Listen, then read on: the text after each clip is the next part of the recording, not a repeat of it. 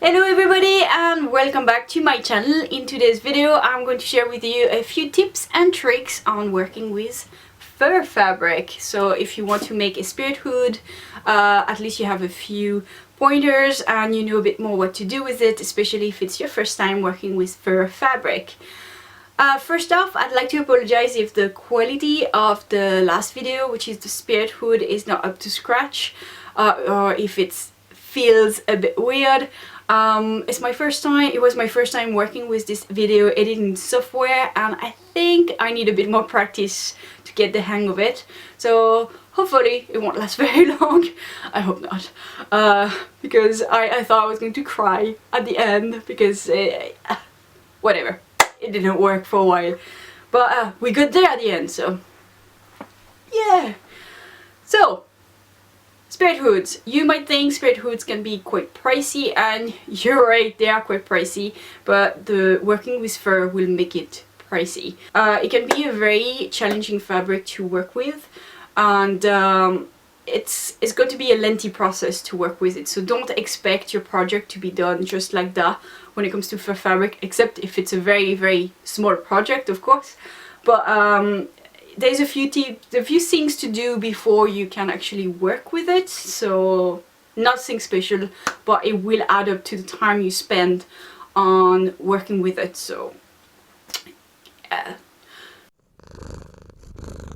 first off, you need to buy your fabric, and that can be a bit of a budget, so keep that in mind.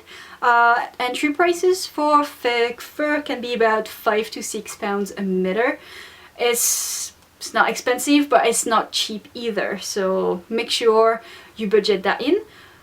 The fuller and the fluffier and the more real looking the fabric, and the more expensive it's going to get. This fabric there is going to set you back about £15 a meter.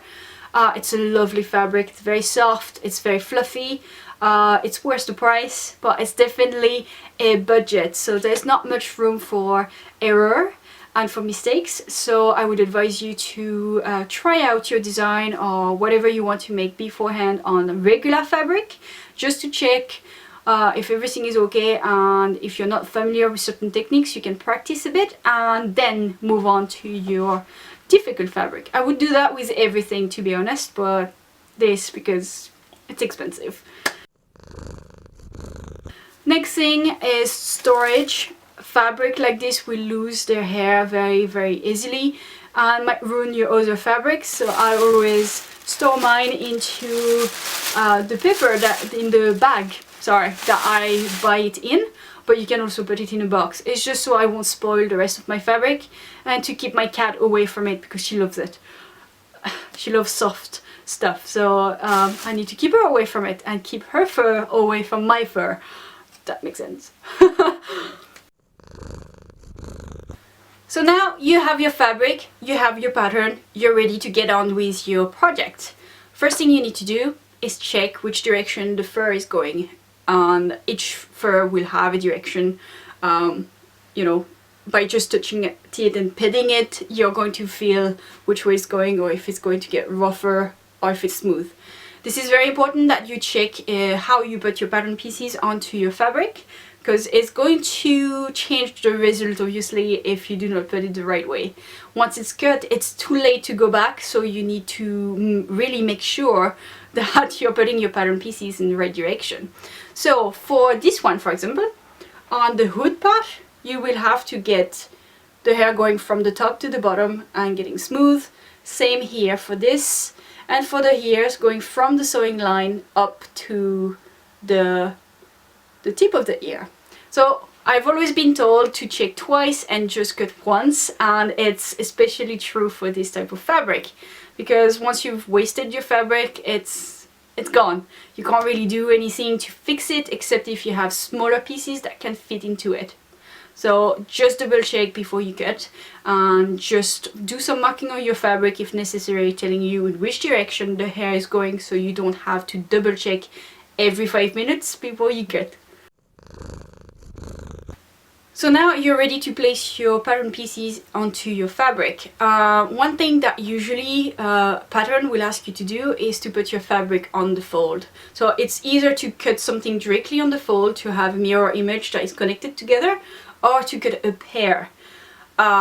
It's not possible on this because there's way too much bulk. So you're going to have to cut on a single layer, which means that each pattern piece has to be cut individually as many times as necessary. So that's why as well it makes the project a bit more lengthy. It's just because you have to cut everything individually.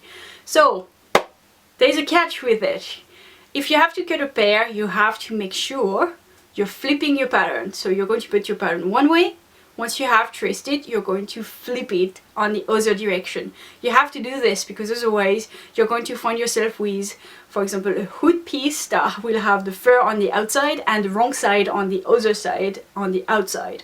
So that's something you need to make sure. If you have to have a mirror image, make sure you flip your pattern and you should be fine. If it's the same, if it's a rectangular fabric, you need to cut, you do not need to flip it because obviously it's the same dimension. But if it's something that is mirrored, make sure that you flip your pattern in itself so you will have a mirror image created.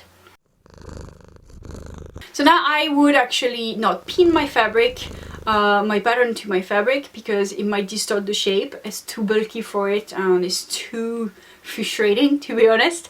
So I would trace around my pattern piece, but I will not go with pencil or chalk because it takes too long. So I would go for a felt tip pen or a Sharpie that goes wonderful on it. Because it's so thick, you're not going to see any markings going through. So this is the easiest, it's the fastest way to trace around your pattern. So now you're ready to cut your fabric. Here again, there is a catch. You cannot just go commando on it and just big snaps. Do not do this. No.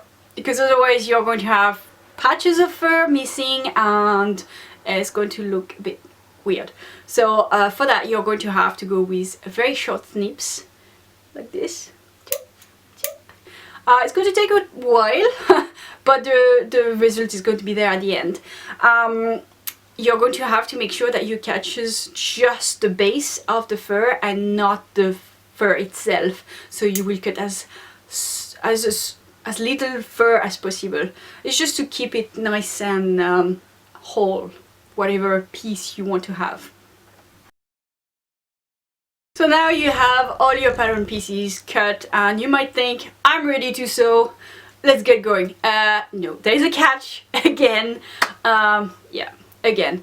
I've put a 1 centimeter seam allowance on my pattern. It's maybe a bit too big because of bulk, so I would go a bit smaller, maybe half an inch should be fine.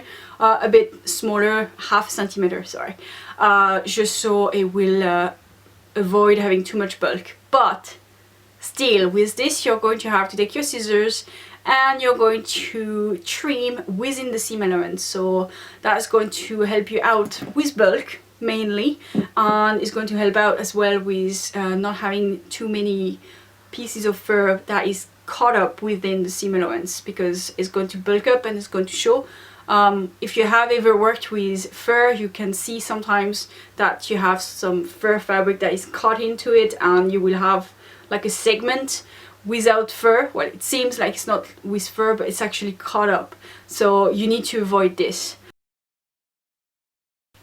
Which brings me to the next tip, which is take a brush. Before you're ready to sew, you're going to have to make sure that you have no fur going within the seam allowance. So you're going to need to brush your fabric away from your from the side that you want to sew. That way you're going to make sure that everything is going to go over your sewing line once it's turned, and it's not going to be caught up. You're not going to stop it from being caught up, but you're going to help out with it. And at the end, it's great to smooth out all those connected seams. It's nice to have the brush to just brush the whole thing out, so it's going to smooth out all the parts that are connected with each other. And next tip, this is the last one. Once you're done with your project, I would advise you to give your machine a good clean, because it's going to accumulate a lot of lint. So if you want your machine to be in a good working order for your next project, I would say clean it and just get rid of all the unwanted stuff that is in it. And also I would say go for a good hoover in your craft room, because you're going to have fur all over the place. Which brings me to another thing: take breaks once in a while just to have a bit of fresh air, because it can be a bit overwhelming if you have especially if you're working like me in a closed space and you have pieces of fur going up in the air, because it will be in the air. Just take a break and have a breather once in a while. It's going to help you out, keep your mind clear as well, and not overwhelm your nose with fiber. It's not going to be harmful, but it can be a bit, you know, you're going to feel it, and it can be you're going to feel it. So just take a break once in a while. Alright guys, that's it for today. I hope you enjoyed it and you found it informative. If I have forgotten any tips or tricks that you might think of, well, feel free to put them in the comment section below.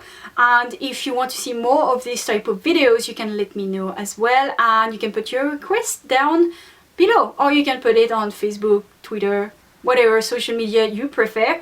I'm going to put all the links down below. You can also give this video a thumbs up so you can support this channel, and you can subscribe for more. I'll see you next time. Bye.